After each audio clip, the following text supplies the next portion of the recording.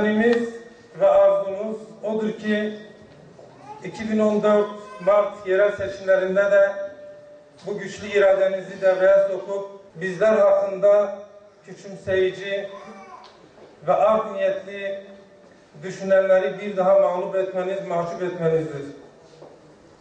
Rabbimizin rızasını kazanmaktır inşallah.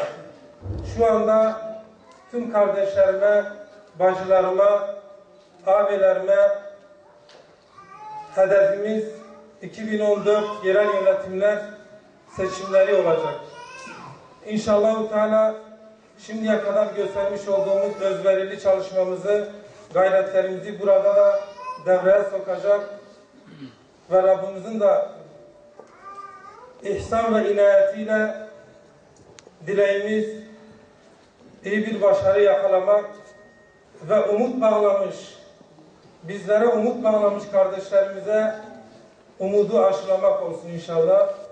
Ben sözü fazla uzatmak istemiyorum. Katılımlarınızdan dolayı tekrardan hepinize canı gönülden teşekkür ediyorum. Allah yar ve yardımcınız olsun. Esselamu Aleyküm ve Rahmetullahi ve Berekatuhu. Değerli kardeşlerim, malumunuz biz Şeyh Said Rahimallahu Aleyh ve arkadaşlarının memleketinde bulunuyoruz. Onun kıyam merkezinde bulunuyoruz.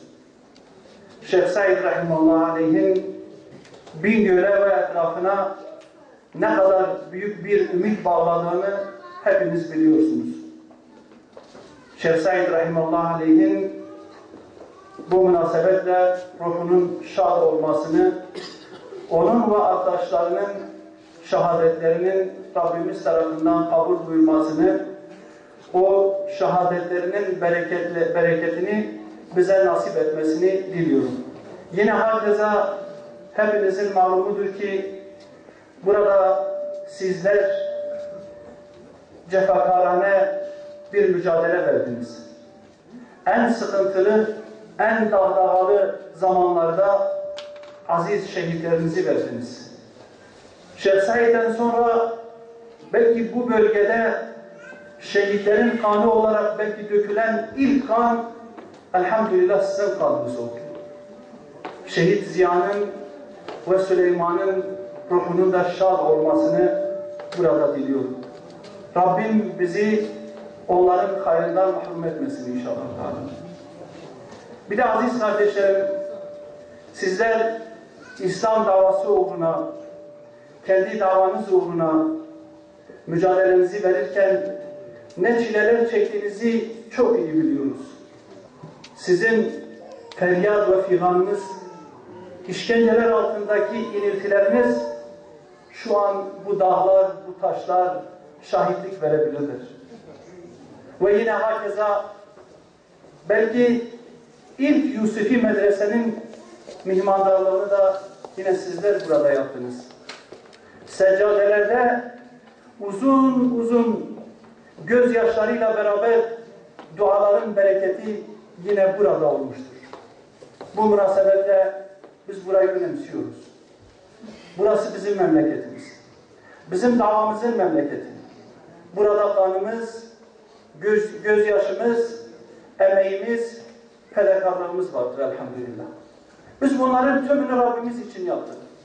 Bundan sonra daha fazlasını, her şeyimizle inşallah Teala yapmaya hazırız, amadayız.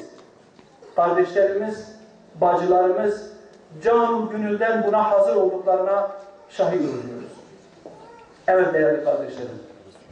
Biz dün ne için mücadele vermişsek, niçin bu sıkıntı ve zorlukları yaşamışsak, bugün aynı şey için mücadele veriyoruz. Dün hangi anlayışla, hangi bilinçle, hangi şuurla hizmetimizi sürdürmüşsek, bugün yine aynı şuur ve bilinçle hizmetimizi sürdürüyoruz. İşin önemine binaen şu cümlemiz bizim bütün yaptıklarımızın özetidir. Bizim namazımız, orucumuz, zekatımız ne içinse bu çalışmalarımız da onun içindir. Allah Teala'nın rızası içindir. Birbirinden hiçbir farkı yoktur. İbadettir. Büyük bir ibadettir. O yüzden sakın bir seçim çalışmasıdır, benim de işim var, zaten siyaseti de sevmem diye bir düşünceniz olmasın. Bu peygamberlerin yoludur. Bugün mücadelemiz bunu gerektirdi, böyle yapıyoruz. Yarın ihtiyaç duyulmazsa bırakırız. Bize katkısına bakarız. Bahattin Başkanımın daha önceki seminerde söylediği bir söz vardı. Eğer baktık ki olmuyor, harama sapmadan, ödül vermeden olmuyor, Allah şahittir bırakırız. Biz çıkar halkımıza deriz ki biz zannettik bu şekilde bu yolla hizmet yapılır, bu ümitle girdik ama baktık ki olmuyor, bırakıyoruz. Temiz bir şekilde, hiç kirlenmeden.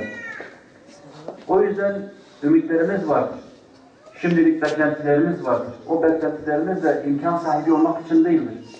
İşte isimlerimizin önünde bir ünvan olsun, bir mevkimiz, makamımız, nüfuzumuz olsun diye değildir. Kesinlikle değildir. Maddi hiçbir beklentimiz yoktur. Görüyorsunuz yani bizden gidene bakın, gelene bakın. Gelen yoktur yani o kar zarar hesabında. Belki biz bu dünyalık matematikle zarar gözüküyoruz.